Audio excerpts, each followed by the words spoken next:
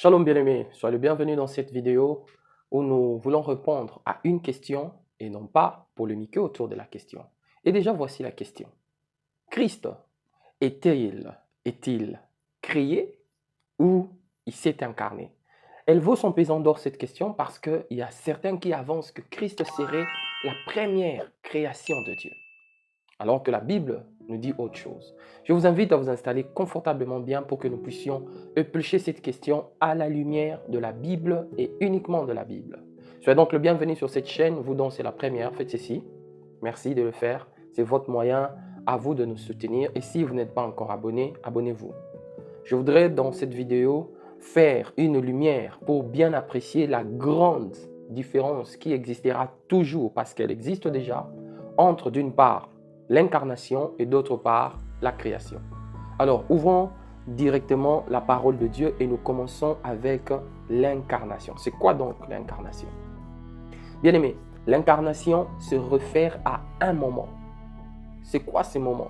C'est le moment où Dieu, sous la forme humaine dans la personne de Jésus-Christ, est devenu pleinement accessible aux hommes d'un point de vue physique.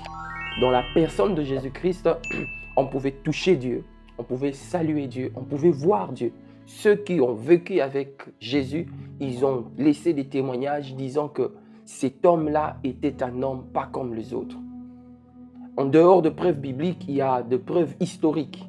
Il y a un historien juif du nom de Joseph Flavius.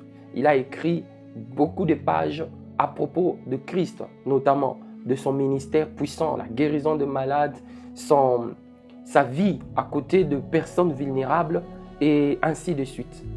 Voyez-vous? Mais écoutons maintenant ce que la Bible dit à propos de l'incarnation. Je suis pour cela dans Jean chapitre 1, le verset 14. La Bible dit ceci: « Et la parole a été faite chair et elle a habité parmi nous, pleine de grâce et de vérité.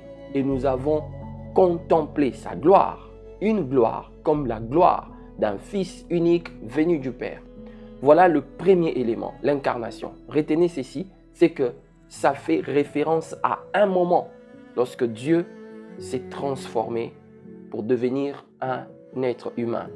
Alors, c'est quoi la création? Bien-aimé, la création pour son compte, la création se réfère non pas à un moment, mais à un acte. L'acte posé par Dieu. Nous lisons dans Genèse 1.1 ceci, la Bible déclare: « Au commencement, Dieu créa. » Il créa le ciel et la terre. Voyez-vous? Ça, c'est notre premier point, la différence entre l'incarnation et la création. Allons-y dans notre deuxième point. Comment faire pour parvenir à apprécier de manière pratique cette différence? Il y a 3 indices qui vont nous aider pour saisir vraiment effectivement la différence qu'il y a entre l'incarnation et la création. Le premier indice, c'est en rapport avec le but. Pourquoi il y a eu incarnation et pourquoi il y a eu création?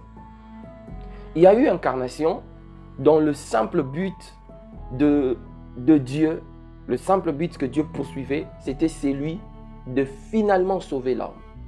Parce que l'homme qui était tombé dans le péché, il était semblable à un enfant qu'on a laissé comme ça, dans une jungle, et à la merci de tout ce qui est en termes de danger, en termes d'insécurité et tout ça. C'était un tout petit peu cela, la situation de l'homme. Et dans sa démarche, Dieu a fait tout ce qu'il pouvait. Il a pris tous les moyens. La Bible dit par exemple dans Romains 1 que Dieu a parlé par la nature. Dieu a envoyé de prophètes, de messagers. Dieu a envoyé tous ceux qui tombaient sous sa main, qu'il pouvait utiliser en vue d'atteindre l'homme. Mais au final, l'homme n'était toujours pas atteint. Dieu s'est fait homme. Voilà le but de l'incarnation. En devenant humain, il est venu pour vous sauver et me sauver. Il s'est rendu accessible. Mon ami, toi qui écoutes jusqu'ici, si tu n'as pas encore donné ta vie à Christ, je te prie de prendre ne serait-ce qu'un moment pour réfléchir. Ça peut te paraître comme de propos que tu as entendus de manière assez légère. Mais s'il te plaît, arrête-toi un moment, réfléchis.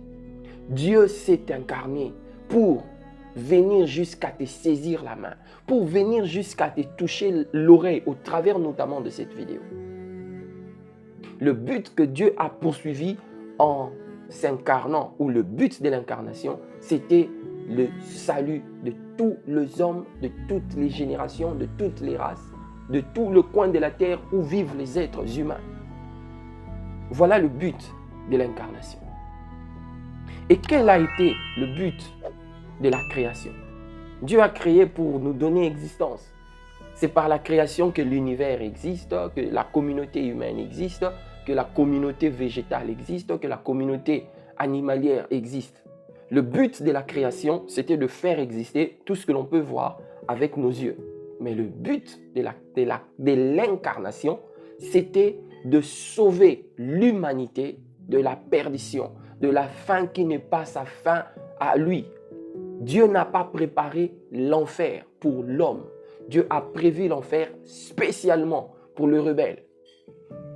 Je ne te parlerai jamais de l'enfer comme pour te faire peur, car la puissance qui conduit à la repentance, c'est l'amour. C'est l'amour. Je fais cette différence entre l'incarnation et la création dans un seul but, avec les moyens que j'ai, c'est celui de t'amener à comprendre que Christ n'est pas la création de Dieu. Christ est Dieu qui est entré dans sa création. Ainsi, Dieu dans sa création, dites-moi, qu'est-ce qui peut rester impossible pour les hommes? Mais la clé pour être sauvé, pour vivre la transformation, pour vivre le changement de vie, la clé, c'est ta confiance à placer, à investir sur la personne de Jésus-Christ. Peut-être que tu marches déjà avec lui. Et à vous qui marchez déjà avec le Seigneur, je vous encourage. Continuons. J'ai dit continuons parce que moi aussi, par sa grâce, je marche avec lui depuis quelques années. Mais à vous qui ne marchez pas encore avec lui, qui vous posez des questions, comment faire pour entrer dans cette amitié avec Jésus-Christ? Voici ce que la Bible nous dit. La Bible nous exhorte à commencer par placer notre confiance en Christ. C'est-à-dire, le regarder comme celui-là qui a le pouvoir de te sauver de la mort éternelle. Le regarder comme celui-là qui a la capacité de te sortir de là où tu t'es battu. Peut-être que tu continues à te battre encore. Jésus a la capacité et il est disposé pour te faire vivre ton existence, mais d'une autre manière. Jésus-Christ a cette capacité. Pour jouir de cette capacité, il faut que tu croies avec ton cœur, que tu donnes, que tu places ta confiance en Jésus. Si tu parviens à placer cette confiance à Christ, maintenant tu peux déclarer ce que je dis. Tu peux le dire simplement. C'est juste un canevas, un modèle de parole, une manière de parler. Tu peux poser cette vidéo, s'inspirer de cette manière et utiliser tes propres mots. Prie avec moi. Seigneur Jésus, aujourd'hui j'ai compris que tu n'as pas été créé. Longtemps je croyais que tu étais la première créature de Dieu. Je prends la décision de te donner ma main et de te laisser conduire mes pas. J'ai essayé par moi-même, je n'ai pas réussi. Viens et conduis-moi. Amen. À vous qui avez fait cette prière avec sincérité et sérieux, il vient de se passer quelque chose de très fort sur le plan spirituel à votre compte. Je vais vous demander deux choses. Voici la première. Procurez-vous une Bible en livre et commencez par vous familiariser en lisant l'évangile de Jean. C'est le 4e évangile. Vous entendrez Jésus-Christ vous parler individuellement, personnellement. La deuxième des choses que je vous demande, c'est de vous trouver une église vivante. C'est quoi une église vivante? C'est une église où on prêche Jésus-Christ de manière à vous permettre de vérifier toutes les affirmations faites sur sa personne dans la Bible. Voilà une église vivante. Et si vous estimez que nous pouvons vous être utiles à quelque chose, Dans la description de cette vidéo, vous trouverez notre contact. Contactez-nous, ce sera une adresse email. Laissez-nous un mail, nous aurons la joie d'entrer en contact avec vous. Il ne me reste plus qu'à vous dire une chose maintenant. Soyez le bienvenu dans la famille chrétienne et shalom, shalom, shalom chez vous.